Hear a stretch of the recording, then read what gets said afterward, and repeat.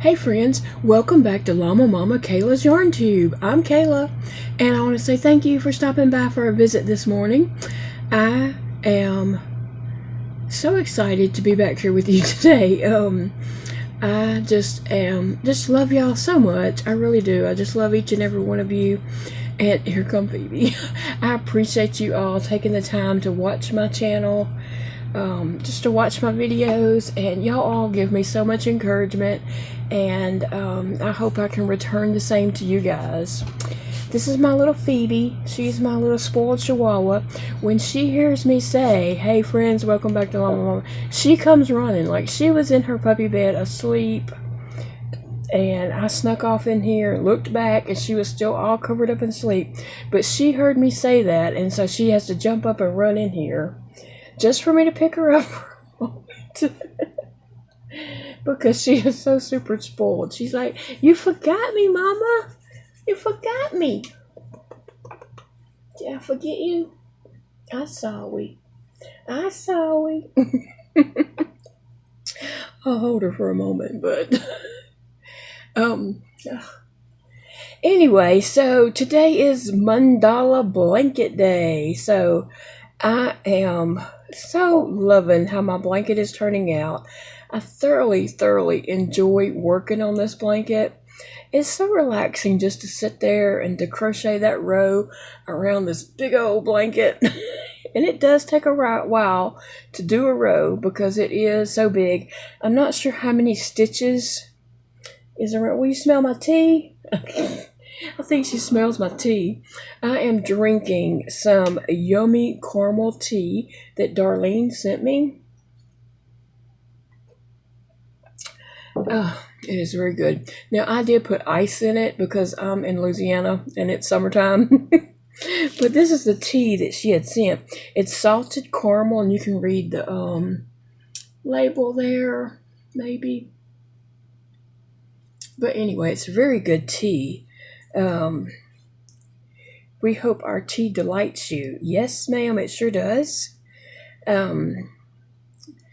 was just reading on the back. I didn't read on the back earlier. It says steep for 4 minutes, but I did that earlier when I made it. I definitely let it steep for longer than 4 minutes, actually, because I put it in and then I went and done some other stuff. But anyway, it is really good tea. I put a little bit of sugar in it, and then I stirred that up, and then I added some ice, and it is very good. It tastes like caramel. I mean, it really does. I can taste the caramel. So if you like caramel and a sweet tasting tea, I guess you could find that out there in the world. I didn't purchase it. Darlene sent it to me, so I don't know where it actually came from. Well, Phoebe Weeby, can you go get in your puppy bed and go night-night? Yeah, go take a nap. Can you? Let me see if she'll go settle down. Alright, so the mandala blanket. Let me just tell you more about this mandala blanket. This is a yarn inspirations pattern. Someone named Jenny wrote this pattern, and Mikey from the Crochet Crowd has done a tutorial on it. So it's not his pattern, but he got permission. I mean, he does all yarn inspirations videos, their patterns. So he has done a excellent tutorial on it, and his tutorial is broke down into 4 crochet videos. There are 2 more videos before the actual crocheting starts. One of them talks about mandalas, I think. I didn't watch that one though. And then the second one talks about picking your yarns and getting ready. And that's if you want to follow the suggested ABCDEFG rotation. You don't have to do that. The first time I made this blanket, I just used different shades of yellow and white, gray, and maybe I used some black. Yeah, I think I did use black. And then I just picked whatever color I thought should come next. I didn't follow a sequence or a pattern or anything like that. This time around, I did pick red, white, orange, yellow, green, blue, and purple. And some of those colors picked variations. Like for red, I picked bright pink, bright or light pink. And then for yellow, I had a bright yellow and a pale yellow. And I don't know if I ever used the pale yellow, actually. For green, I had dark green and a lime. And then for blue, I used a royal blue and a turquoise and an aqua color. And purple, I had dark and light purple. And so when it would come up, say, for instance, G for purple, I would just look at it and I would just decide, was I using the dark purple, which really wasn't that dark, but anyway, the darker shade, or was I using the lighter lavender looking color? So I just, went by sight, like what I thought should come next. It's my blanket. Anyway, there's no hard rules, You can make this out of scrap yarn. You can just, you don't have to buy yarn for this. You can just go to your stash, use scrap yarn, or just whatever. But anyway, Mikey has it broke down into 4 videos. Video number 1 is rounds 1 through 10. That goes super fast. You are done with round 10 before you know it. And then I immediately start on round 11 through 25 and get up to about, rows 15, and then it, took a break. And then your video 3 is 26 through 40. Well, by the time you get to round 30, it takes longer to get around the blanket a little bit. Not quite as long as it is now, but it does take a little while. So your progress kind of slows down a little bit. Unless you don't have anything else going on in your life and you can just crochet, then you can probably whip right through it. But I like to work on other projects, smaller projects and things like that in between work, while I'm working on a large project. So I've just been doing, a few rows at a time. And then on Tuesdays, I update you on my blanket. So I'm now in video 4, which is rounds 41 through 50. And I just finished row 48. So I only have 2 rows to go and my blanket will be done. Okay, I'm just going to have to find another blanket to make because I have gotten into this routine of working on this blanket while I'm watching a movie or something. And so it is very relaxing, and I'm not going fast when I'm crocheting this. I'm just like, just crocheting. I'm not just like that's my normal crochet is like this, but I'm just doing relaxing and just enjoying the process of making this blanket, and it has been relaxing. So anyway, I'm using a 6.5 K hook. That is what the original pattern does call for, but then I think he does say you can do a gauge swatch and you can change your hook size if you need to meet a certain gauge. Well, I wasn't really worried about meeting a gauge. My blanket's going to turn out whatever size it's going to turn out, so I didn't do that. I just went with a 6.5 hook. I'm a crochet rebel. So anyway, let me just share my blanket with you guys. I'm just rambling. This is my blanket. I love these colors. I'm going to be very, very honest. When I first started it, I had my colors picked out. I don't want to knock my tea over, so just a second. When I first started it, I had picked out my colors, and I did the first few rows here, and I just thought, it's not going to look good. It looks kind of, I don't know what I thought it looked like, but I didn't think it looked well. And so I thought, I stopped for a little bit, and I was like, well, do I keep going? Do I rip it out and pick new colors, or change up my color order, or what do I do? And I just kind of thought about it for a moment. So anyway, I did decide to just keep going, and I'm so glad I did, because when you're on that first few rows right here, you don't see the big picture. And that's true about life too. We don't see the big picture. We just see what's happening right now. But I couldn't see the big picture. I could only see that right there. But then I decided, okay, I'm just going to keep going. Ever how it turns out, it turns out. I knew I wanted this bright, pretty blanket to enter into my fair. And so I just kept going with it. Okay, so as it got bigger and grew, all the colors just kind of complemented each other. And I decided, oh my gosh, I love this. There are certain rows that, the colors look great beside each other. So, I'm so scared I'm gonna knock that off. But anyway, let me just show y'all this last row that I've done. It's these bubbles. Look at that. That was very fun to do. And I liked this pink. I liked the lime and the pink and the white and the yellow and then that turquoisey, not, it's an aqua color maybe, I don't know. Anyway, I just love those colors mixed in together.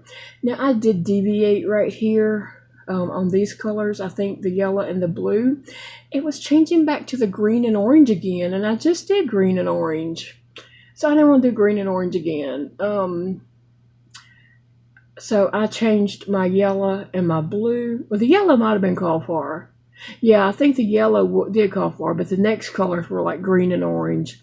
And I didn't want to do that, so I decided to do this blue, and then I have my next two colors picked out that are my choice that I'm doing. So anyway, this, I just love all the different stitches. You can see as it goes down the different rows and all the different little stitches in there. And there we have a little section of some double crochets. And it just keeps going. Okay, so on this part right here, I was supposed to do that green row. I was supposed to do that orange too, so that it looked more like this orange. But I'm just going to be honest. What I did was, I did this orange, and I went ahead and fastened off without realizing that the next row was supposed to be the same color. And I had already took that yarn, the orange, and put it away, and I had already got out the green. And so when I got back to the video, I realized I was supposed to keep going with the orange, but I was just like, I'm not getting up. And so I just did the green. So you can do whatever you want to do. There's no hard crochet rules. Nobody's going to come after you. But anyway, you can see here all the different stitches. So a lot of people think this blanket looks intimidating. And looking at the overall blanket, yeah, it kind of does. But that's not the way you look at the project. You look at the project one row at a time, and you just focus on that stitch sequence for that row. And it just, it must be raining. I'm sorry, I'm a little bit distracted. I'm hearing, it must be raining. So anyway, I think it looks cool, and I think that I'm very happy with it, and I think it will go well in my fair that I'll be entering it into. So I have a couple of friends that also have been working on blankets, and I'm going to pop in some pictures right here for you to see. Renee's, she used all fall colors, and it is gorgeous. Very gorgeous blanket. It just looks so fallish. And then also Deborah, she used Red Hearts retro stripes. And oh my gosh, I love it. I love that blanket. That was such an awesome idea, Deborah, to use the retro stripes.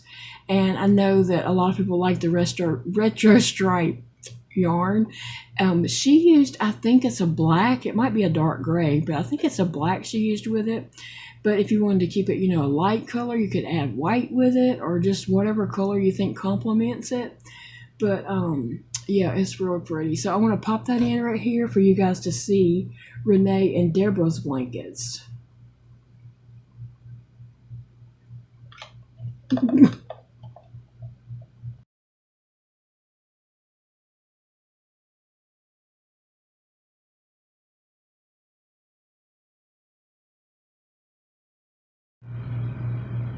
Aren't their blankets just lovely? They are so beautiful. And you see how like one of them is just fall colors and one of them is like retro stripes, but they're both just gorgeous blankets. I'm telling you, any colors you choose to make this blanket, it is going to be a very pretty blanket. So if you are inclined to make a mandala blanket, don't feel any kind of pressure, because I'm not here to talk you into it. I'm just here to encourage you that if you are inclined to do it, don't worry about what colors you pick, because it will look amazing. It really will. I have seen lots and lots of blankets made, the mandala blanket made with lots and lots of different color schemes, and they are all so gorgeous. And I have some more friends that are YouTubers that also have been working on the blanket. Nova at Nova Gnome Creations, she will be linked below. She has a blanket. We chose the same colors, but our blankets are totally different. I mean, really. I used, for my bee color, I used white, and she used black, and that just changes the whole look of the blanket. Also, I did deviate shades of different colors, but and she deviated a little bit on hers too. We both just kind of went with, what color we thought should come next or something sometimes. And then my friend April at Be Wild by April Lee, she used all fun springy looking colors or light colors in the pastelish family. Or the pastel tones, I meant, not family, but tones. And her blanket, she didn't mean it to look like an Easter blanket, but to me it just looks like a springtime Easter blanket. And it is so gorgeous. Really and truly it is. And so you could do anything. Now, like I said, I had made this blanket originally. I had made it in shades of yellow because that's my favorite color. The blanket, but then my mom ended up sick with COVID and in the hospital, and then she was put in a nursing home, and so her favorite color is also yellow, so I ended up giving the blanket to my mom, and she loves it. She has it on her couch. And so some people have asked about an update about my mom, and she's doing well. She's still at home by herself. She has home health nurse comes like 2 or 3 times a week, maybe 3 times a week, and they're there for about an hour. So other than that, she has like friends stopping by and stuff like that, but she's doing well. And anyway, so I also have thought about doing a blanket in different shades of purple, like purple, white, and gray or something like that, but I think that would be beautiful. I think it would just be beautiful in any colors. It would work up very pretty in any colors. Like I said, I think scrap yarn would really work up well on this. Now, all my colors that I used, I did pick 4-weight yarns, but they're not all the same. Like I have Red Heart, I have Big Twist, I have Craft Smart, and I have Crafter's Secret from Hobby Lobby. I have all those color brands in here, so it's not all the same brand yarn. I didn't buy yarn for it. I just went to my yarn and just kind of dug around and picked out the rainbow colors, but even though they weren't going to go in the rainbow sequence, I picked the rainbow colors. But yeah, I just want you all to be able to see it well. And so I have 2 more rounds, and I will finish those this week. So next Tuesday, that's my mandala blanket update day, I will be back with the last 2 rounds of this blanket. And I tell you what, I will be starting another blanket in September, because it is just so relaxing. And what an awesome way to get a blanket done, where you just work on it a little bit through the week, and you have a goal to like show it on Tuesday, and then you work on it a little bit more. It's like a no pressure thing, and if you want to jump in and do a blanket also, feel free. I don't know if I'm gonna do the mandala one. There's a square one that I might do, just to, you know, do something a little different. So we'll see. I haven't looked at all the patterns just yet, but I'm going to go to Mikey's channel and look and see what all the crochet along blankets he's done in the past. You know, it's not a current blanket, but, and just see. But yeah, I'm thinking I'll be starting another blanket because it's just too relaxing and too much fun to, you know, work on this blanket and then come back and show you guys the update. Some rows are very, very fun, and some rows are just, you know, like double crochets, but it's still relaxing to do it. And also I didn't have to think about stitches. Well, some of the rows, like that yellow row right there, this one, I did have to increase every so many, I don't remember, it was a good amount I had to increase. But what I did was I counted up, I can't remember how many stitches went in between. Let's say 19, and I'm just making that up. So from the first for the first double crochet, I mean, maybe you had to do 19 and then increase. So I just went around and counted and put a stitch marker in, and then counted 19 more and put a stitch marker. And so I did that just so that I could just crochet without having to count, because I wanted to watch a movie. And then when I got to the stitch marker, I did my double crochet, and I knew that that was an increase. So yeah, it worked out really well. Like I was saying earlier, you know, like the blanket overall might look intimidating because it's so many different stitches, but if you just focus on one row at a time, it's really not that intimidating. And Mikey's video shows the pattern. I mean, there's the pattern you can print out. I didn't print it out because I never print patterns. I don't even know if my thing has ink, because I don't use my printer that often. The ink dries up and don't work, so I don't even buy ink to put in it. So I did not print it out. I just looked at it on the computer screen. And then it also has these charts. And then Mikey goes over the chart. And so you're kind of learning to read charts as you're doing the project with him. He goes over the chart and talks about what you're going to do in that row. And then he does the whole, you know, he does the first little bitty section with you. And then you're on your own to get it around to the other side. And come back with him, meet back up, and you connect it and move on to the next row.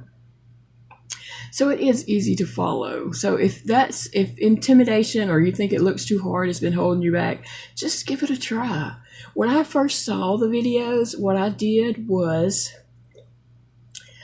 I watched all of 1 through 10, that whole video number 1, rounds 1 through 10. I sat there and watched that, and to see if I could do it, because it did look intimidating.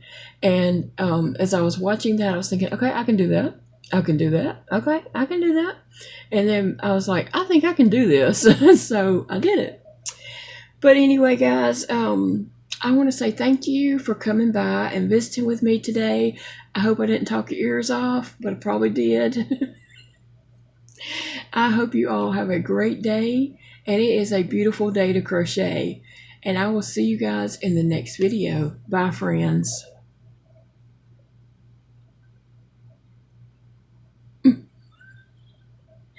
I'm trying to turn it off with this little thing that has the touch screen, but my screen is shattered and I have to find just the right spot.